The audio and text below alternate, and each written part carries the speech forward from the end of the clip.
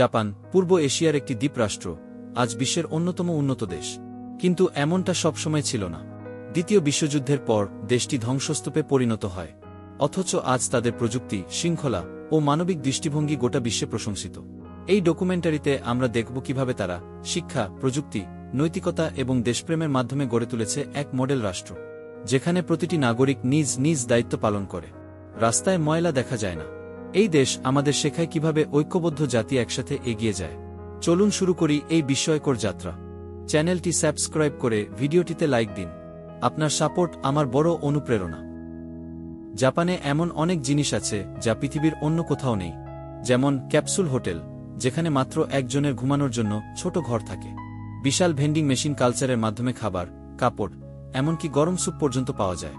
Shinkansen ট্রেনের গতি এবং নিরাপত্তা পৃথিবীতে তুলনাহীন। জাপানি বাগানশৈলী, চেরি ফুলের উৎসব ও কিমোনো তাদের সাংস্কৃতিক ঐতিহ্য।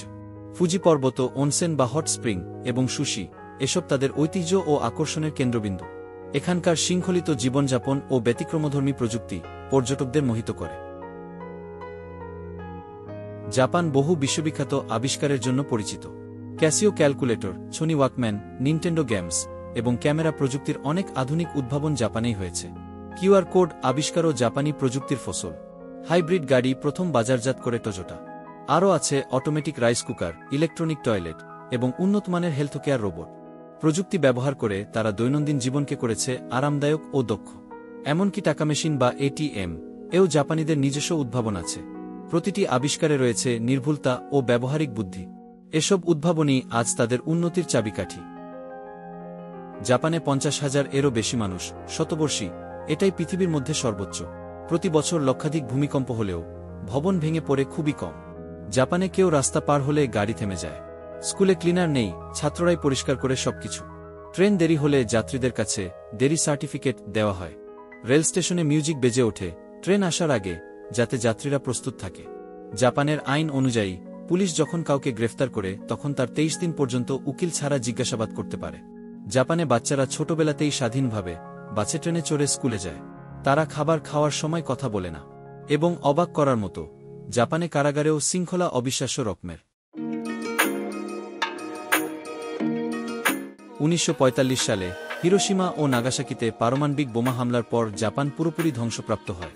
লাখ লাখ মানুষ মারা যায়, শহর পরিণত হয় ছাইয়ে। কিন্তু এখানেই থেমে যায়নি তারা।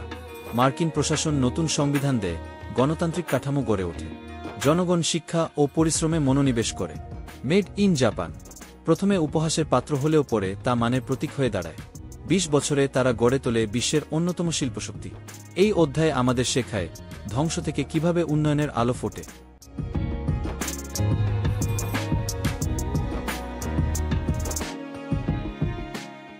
জাপানের শিক্ষা ব্যবস্থা শুধু বই পড়ানো নয়, নৈতিকতা শেখানো হয় ছোটবেলা থেকেই। স্কুলে ছাত্ররা নিজেরাই ক্লাসরুম পরিষ্কার করে, এতে দায়িত্ববোধ তৈরি হয়। শিক্ষার পাশাপাশি সমাজ ও পরিবেশের প্রতি দায়িত্ব শেখানো হয়। পড়ালেখার চেয়ে বেশি শেখানো হয় শৃঙ্খলা। সবাই নির্দিষ্ট পোশাক পরে সময়মতো স্কুলে আসে।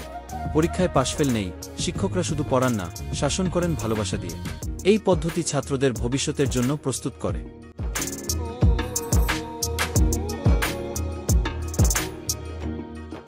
জাপান প্রযুক্তির রাজা।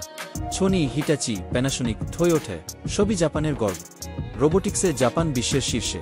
হিউম্যানয়েড রোবট এখন হাসপাতাল, হোটেল, এমনকি স্কুলেও ব্যবহৃত হয়। জাপানের মহাকাশ সংস্থা সফলভাবে মহাকাশে রকেট পাঠিয়েছে।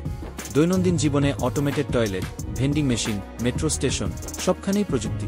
প্রযুক্তি শুধু ব্যবসার জন্য নয়, মানুষের জীবন সহজ করার জন্য ব্যবহার করে তারা। তাই আজ জাপান প্রযুক্তির কেন্দ্রস্থল।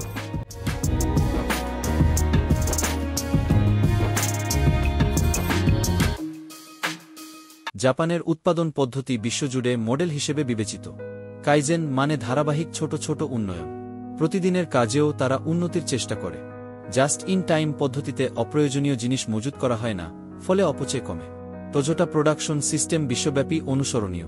কর্মীরা প্রতিটি পর্যায়ে যুক্ত থাকে। এতে কর্মদক্ষতা বাড়ে এবং মান নিয়ন্ত্রণ হয়। প্রতিটি প্রক্রিয়া নিখুঁতভাবে পরিকল্পিত। জাপান কখনো দ্রুত করে না, এটাই তাদের শক্তি।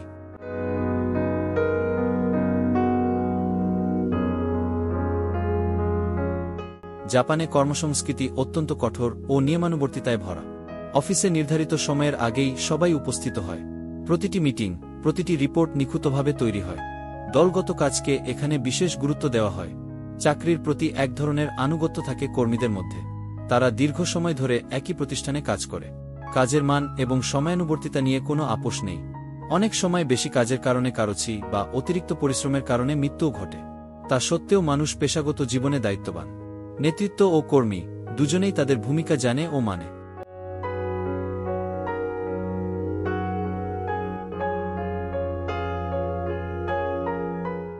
জাপানে পরিচ্ছন্নতা শুধু ব্যক্তিগত অভ্যাস নয়, জাতীয় সংস্কৃতি। রাস্তাঘাট ঝকঝকে পরিষ্কার, ময়লার ডাস্টবিন রাস্তায় থাকলেও কেউ বাইরে ফেলে না। স্কুলে ছাত্রছাত্রীরা নিজেরাই প্রতিদিন ক্লাসরুম, টয়লেট পরিষ্কার করে। এটা তাদের শৈশব থেকেই শেখানো হয়। Office, rail station, public place সবখানেই পরিষ্কার পরিচ্ছন্নতা চোখে পড়ে। ফুটবল বিশ্বকাপে জাপানি দর্শকরা নিজেরা স্টেডিয়াম পরিষ্কার করে বিশ্ববাসীকে অবাক করেছে। এটা শুধুমাত্র শিক্ষা নয়, সম্মানবোধের অংশ। পরিবেশের প্রতি দায়িত্ব জাপানিদের রক্তে মিশে আছে।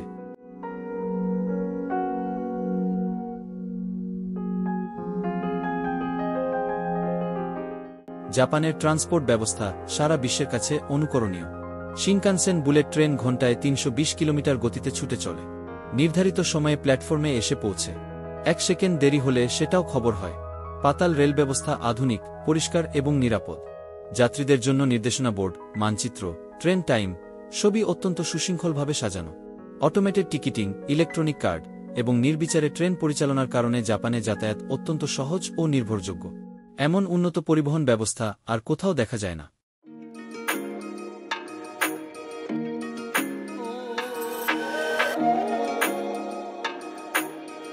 জাপানিদের মধ্যে সামাজিক মূল্যবোধ অত্যন্ত বেশি। বড়দের প্রতি শ্রদ্ধা, অন্যের কথা শুনে মতামত দেওয়া এবং বিনয় এসব তারা ছোটবেলা থেকেই শেখে। বাসে ট্রেনে প্রবীণদের জন্য আসন ছেড়ে দেওয়া সাধারণ অভ্যাস। কথা বলার সময় নম্রতা বজায় রাখা হয়। তাদের ভাষাতেও সম্মানসূচক শব্দ ব্যবহার করা হয়। অপরিচিত ব্যক্তির সাথেও সম্মান বজায় রাখা বাধ্যতামূলক।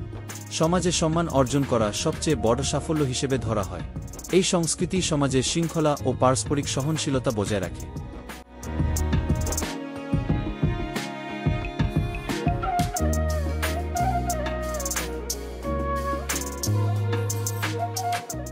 ভূমিকম্প, সুনামি, জাপান প্রাকৃতিক দুর্যোগে আক্রান্ত দেশ হলেও তারা প্রস্তুত সবসময়। প্রতিটি স্কুল, অফিস ও ভবনে নিয়মিত দুর্যোগ মহড়া হয়। ভবন নির্মাণে বিশেষ প্রযুক্তি ব্যবহৃত হয়, যেন ভূমিকম্পেও ধসে না পড়ে। সরকার ও নাগরিকরা জানে কি করতে হবে দুর্যোগের সময়। টিভি, মোবাইল ও সাইরেনের মাধ্যমে তাৎক্ষণিক সতর্কতা দেওয়া হয়। দুর্যোগ পরবর্তী পুনর্গঠনেও তাদের দক্ষতা ঈর্ষণীয়। সাধারণ নাগরিকের মধ্যেও সচেতনতা ও প্রশিক্ষণ থাকে। এর ফলে প্রাণহানি অনেক কম হয়।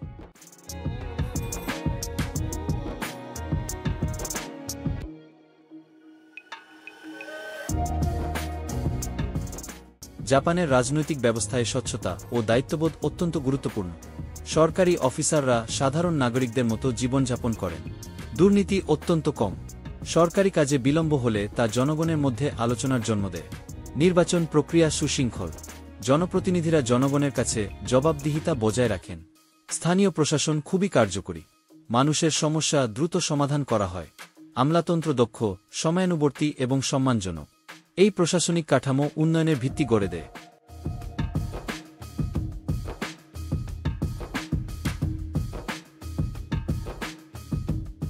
জাপানের উন্নয়নের যাত্রা এখানেই থেমে নেই।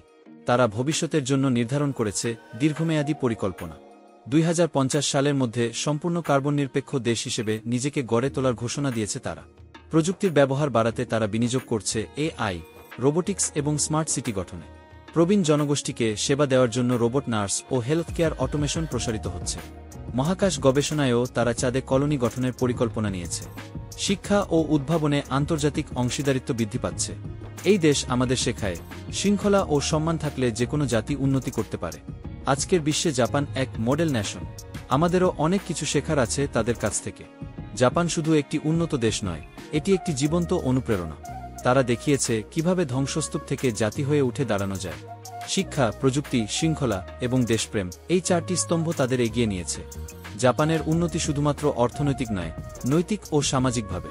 এই দেশ আমাদের শেখায়, শৃঙ্খলা ও সম্মান থাকলে যেকোনো জাতি উন্নতি করতে পারে। আজকের বিশ্বে জাপান এক মডেল ন্যাশন। আমাদেরও অনেক কিছু শেখার আছে তাদের কাছ থেকে।